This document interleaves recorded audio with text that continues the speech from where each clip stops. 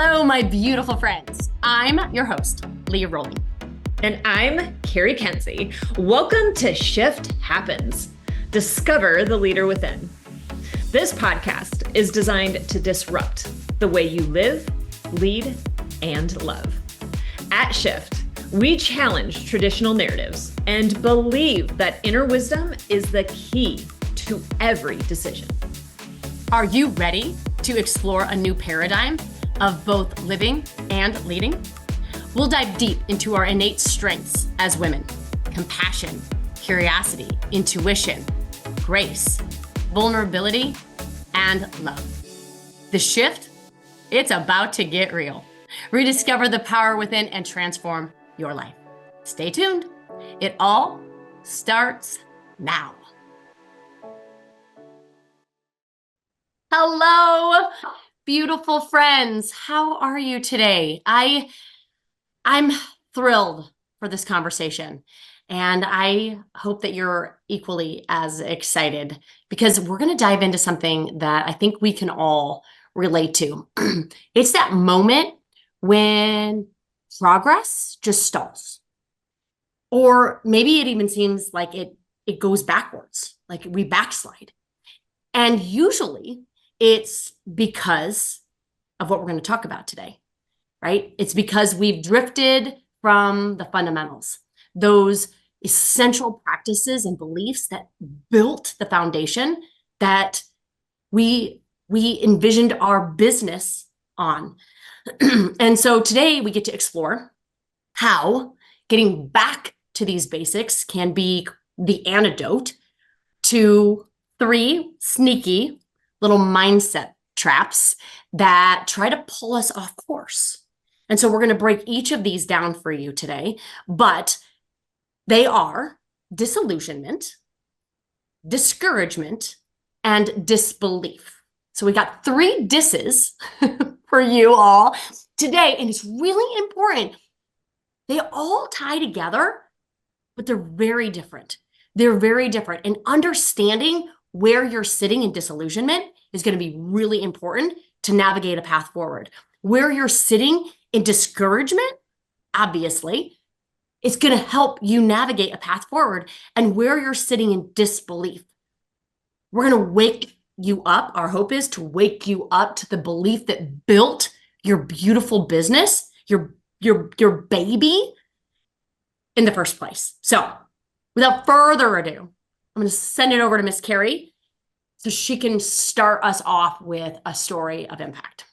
Well, I love that because they so tie together, right? All tie together and all tie back to the basics, all tie back to the foundation of the why. And I know people talk about the why, and you've got to know your why, and you need to understand your why, and you're probably tired of hearing about the freaking why. But this is so integrally important to your life, to your business, and to your life because of what will happen without it. Okay.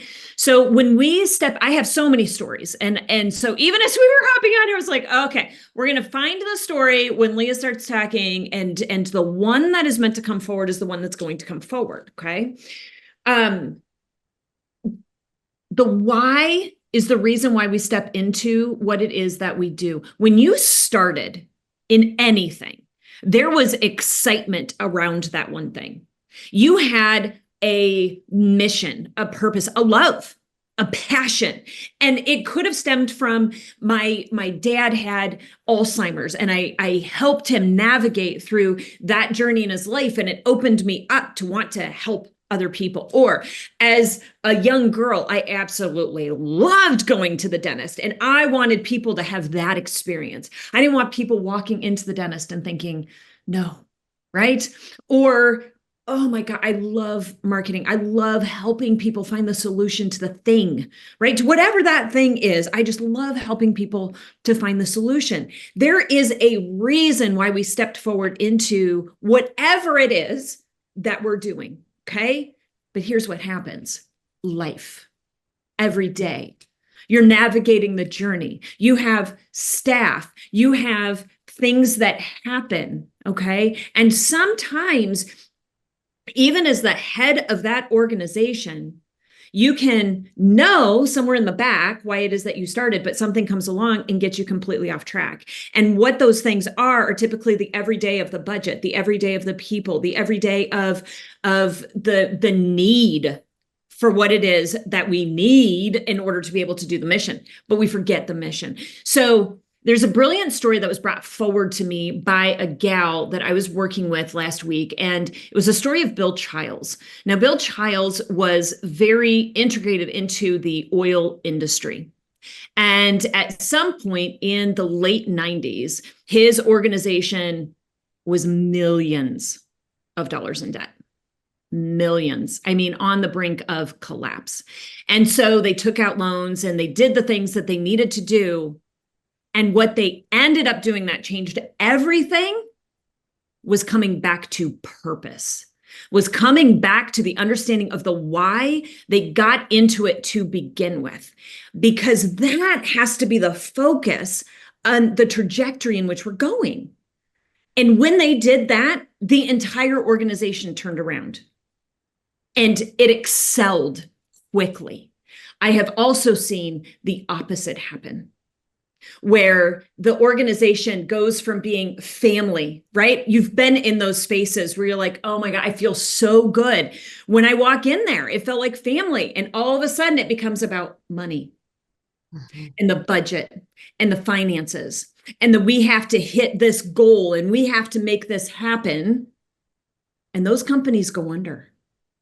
They don't hit the goals because they lost the intimacy, they lost the compassion, they lost that drive for the why. People don't align with the spreadsheet.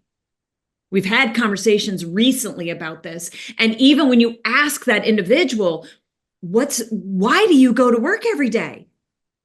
For production. But why do you do that? For budget. But why do you do that? It's hard sometimes to see beyond because of these 3 Ds we're going to talk about. Yeah. It's so good.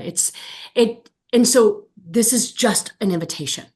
It's an invitation to like be the observer here, because what's going to happen, and this is what happened when we recently have had these conversations, is you're going to want to shut it off. You're going to want to resist this notion. You're going to see it in other people, in other organizations, and other businesses. You're going to miss it. You're going to miss it if you are too strongly held to your own beliefs about what is working and what it isn't. And that is this. Oh, go ahead. No, I was going to say it's the justification of the scarcity. It's the justification of the reality that you're seeing in this exact moment. And so, right, to pull yourself away from the story, like you say, to pull yourself away from the justification, let's just let it be for a minute. Yeah. And that's why we call this disillusionment, right? It's not a negative thing. It's because we have a human brain that wants us to be right and justified in whatever it is. It doesn't care if you're justified in your scarcity or you're justified in your abundance. It just wants you justified. And so I just want, as we continue the conversations, to think, what if I could be wrong about this?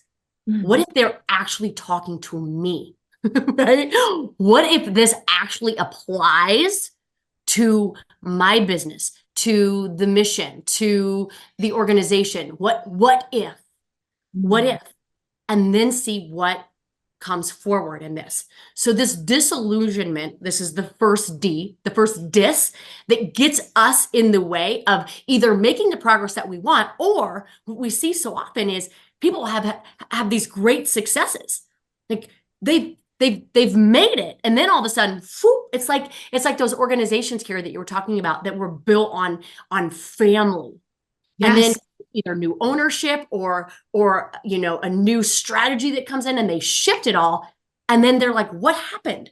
Well, what happened is you navigated away from the very thing that it was built on, right? So you had other people's buy-in when it was built on family, but they don't buy into budgets. They don't buy into spreadsheets.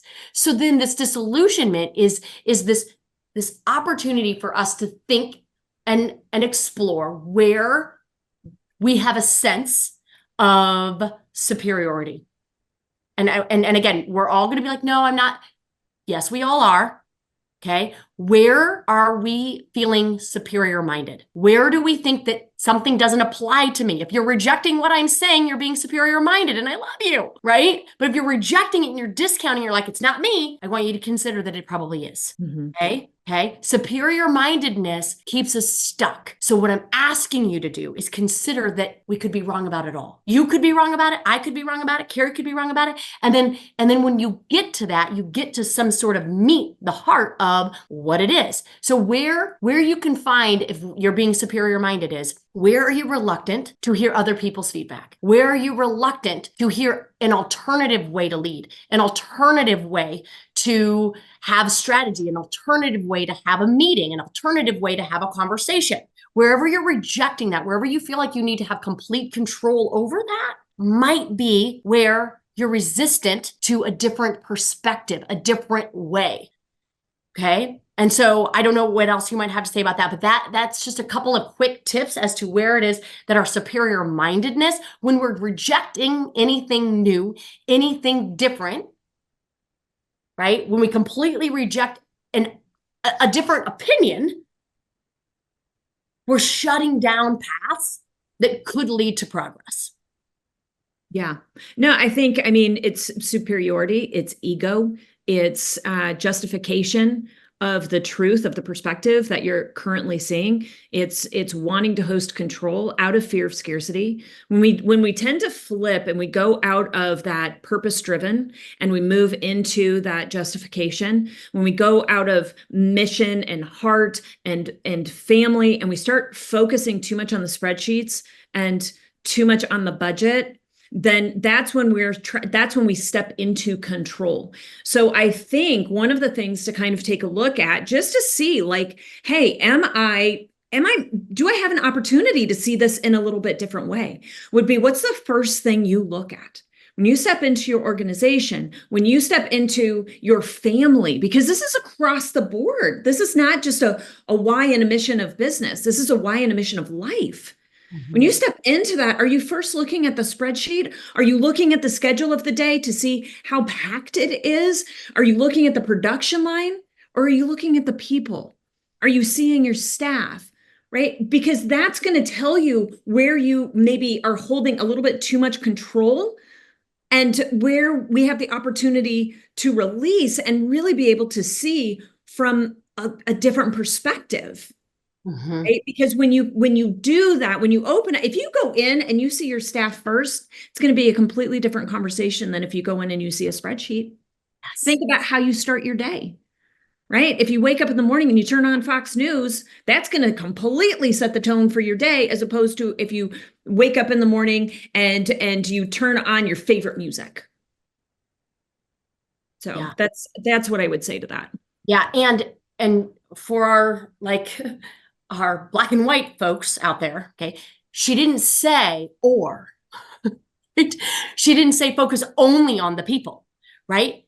She said that have that be the start. It's an and thing. It's the first thing. It's the first thing, right? Yeah. Right. Just where is your first thing? So that's just some disillusionment. Like where are we disillusioned into thinking that we're making progress where we're not?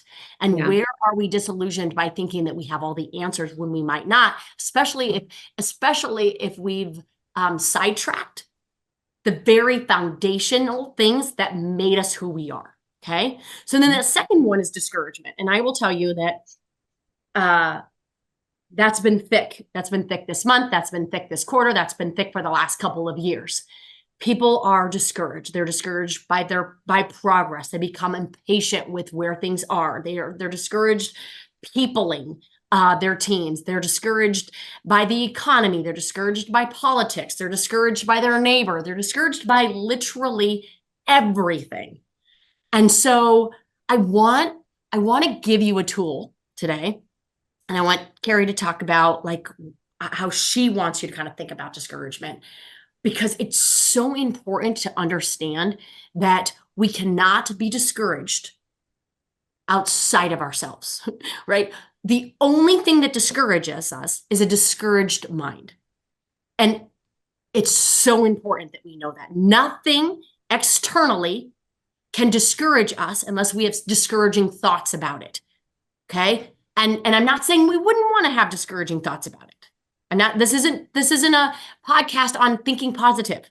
This is a podcast on thinking consciously. Okay. And I want us to own it. And in that ownership of it, it's way easier to shift.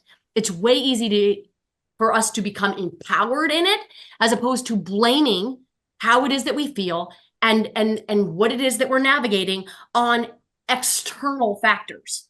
Okay. That is the quickest way to slow down the progress in your life. So so I'm going to pop in a different word. I love discouragement, but I'm only popping in this word because this has been our conversation.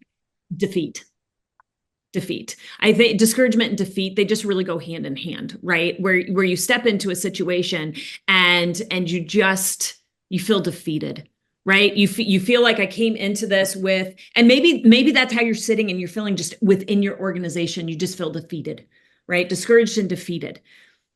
I love that you said it's so outside of you and it's not within you. And I want to share an example of this because this ties back into the purpose and that why and the belief that you have in the thing that you do and why you stepped forward into your everyday. Because when you understand and you know that and you look at that on a daily basis, and that really becomes the guide, right? Where you can bring yourself back to that day one. And I'm not saying go back to the beginning when we were scrapping it out and we were doing all the things, going back to the day one belief. The belief of the business, the belief of you, the belief of what it is that you desire. I will guarantee you things were easier back then. They may have looked harder, but if you look back, it felt easier. And it's because you had that belief that defeat and discouragement could not overcome. So we've had a lot of conversations over the course of this past month. And anytime you get into a conversation, somebody's going to have a different belief. They're going to have a different perspective. They're going to have a different understanding of what it is you should be doing or where it is that you should be going or what it is that could be coming forward to you, right? And you can sit in these conversations. And if you're not conscious, if you're not allowing yourself the space to have the awareness to your belief, your mission, and your passion versus what's happening outside of you, what's happening in politics, what's happening in the world, what's happening, right, in somebody else's belief system, you will become defeated. But if you hold to that truth, and we've seen this, we will see this in a 45-minute span, Leah, where we hold so strong to that truth that defeat immediately becomes hope. Yep. Oh my God. That discouragement will flip. It will flip, but it comes back to having an awareness, being conscious, and holding to that vision, to that mission, to that truth, which is why we are guiding you back to it. Yeah. I mean, and so it comes so beautiful full circle because we started out with the why. And if you've heard us talk before on the podcast, the why is really significant, but it's insignificant to the who. And the who is you, and it's you that holds the belief. And that belief has to be greater than anything else. Because the minute it isn't, you slip, and it's a fast slip into defeat. You slip into discouragement. You slip into all the disses that we're talking about today. You slip into disillusionment, right? You slip into this discouragement, and you slip into the disbelief, right? That is what you slip. And I want you to consider, okay, that belief that you once had, okay, that belief that you stacked your entire business promise on, okay, that is the belief that is in you. That is in you. That is in you to pursue. That is in you to make progress around. It's not outside of you. So when we allow the outside of us to take away our belief, we give all of our power away. And I want you to consider that you wouldn't have the belief if it wasn't possible for you. Like, I want you to hear that. I want you to know that. I want you to continue to replay this until you believe it's true for you. I truly believe that I wouldn't want the wants in my heart if they weren't available for me to actualize. Yeah. Just it wouldn't be available for me to even consider as a possibility or as a want or as a belief. Yeah. But when we come back to that, nothing is stronger than that. Nothing is stronger than that. Well, and I love and I hope people made note, and I just want to bring it back around to them for them to hear from you again, is that the why is the thing, but it is not the you, Yes. right? So you can have that mission that's hanging up on your wall.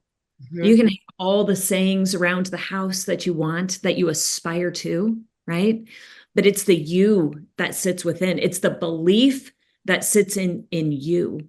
And you can have that belief, and we've all done it. I had it in my organization. And for Pete's sake, when I would walk back into that manufacturing facility, they would have the same dang mission on the wall that had been there when it was a family and continued when it flipped to profit.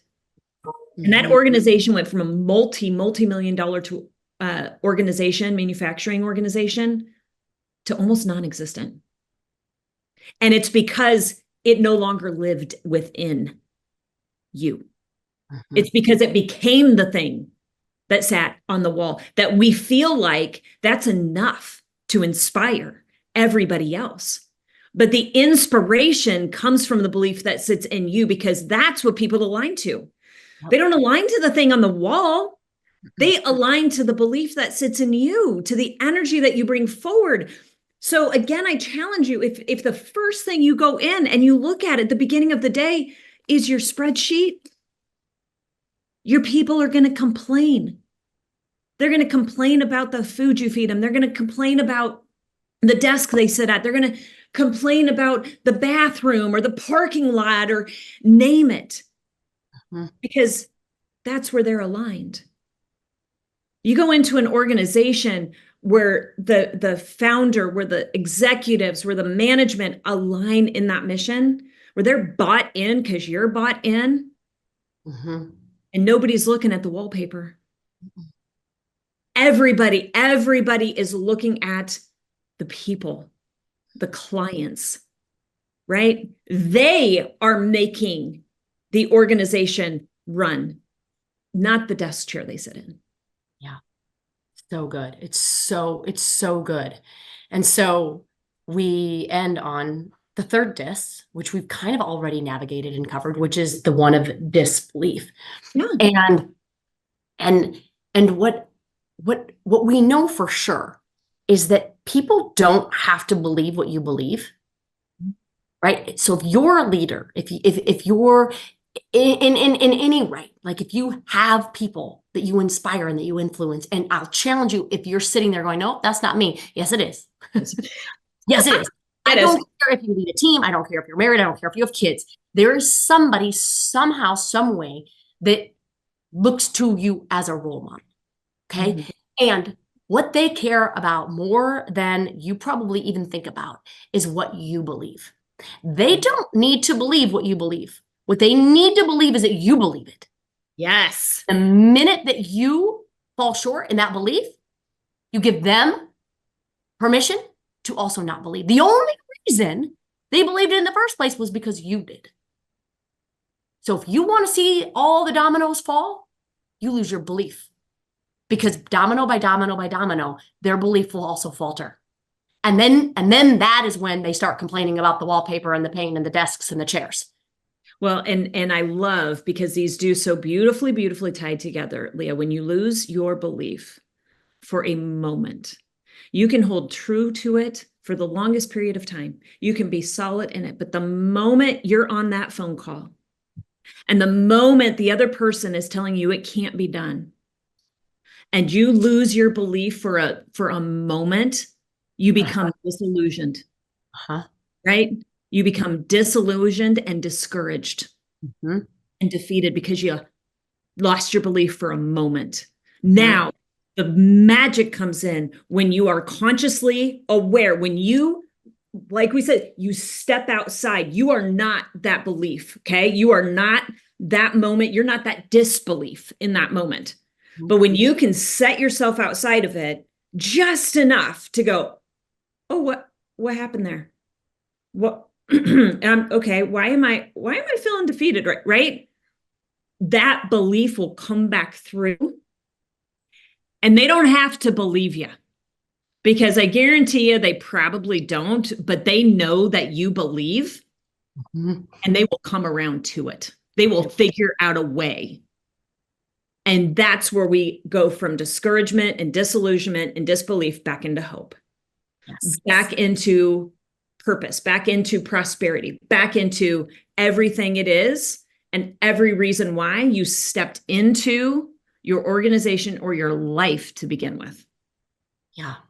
And if the podcast was longer, we could literally tell you time and time and time again, just this month, where we literally, within a 5-minute, I would even say in a 15-minute span, we went from defeat to hope, and we see it with our clients. Now, here's the scary part, my friends.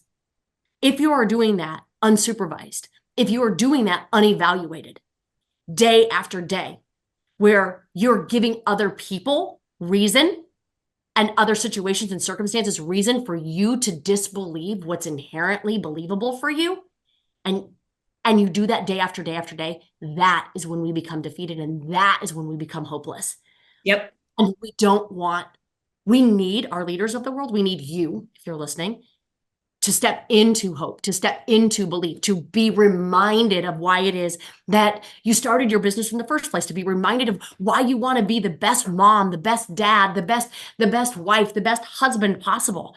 And if you're feeling and falling out of that belief, we want to welcome you to work with us in any way possible. We have so many different ways to bring you back in and to remind you of just how amazing and awesome and brilliant you are. We need all of you being reminded of that and really utilizing and leveraging the tools that we teach around mind management, emotional regulation, because we need you ready.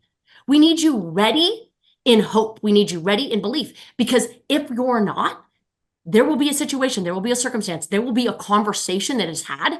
And when you're not in it, they won't believe that you're in it.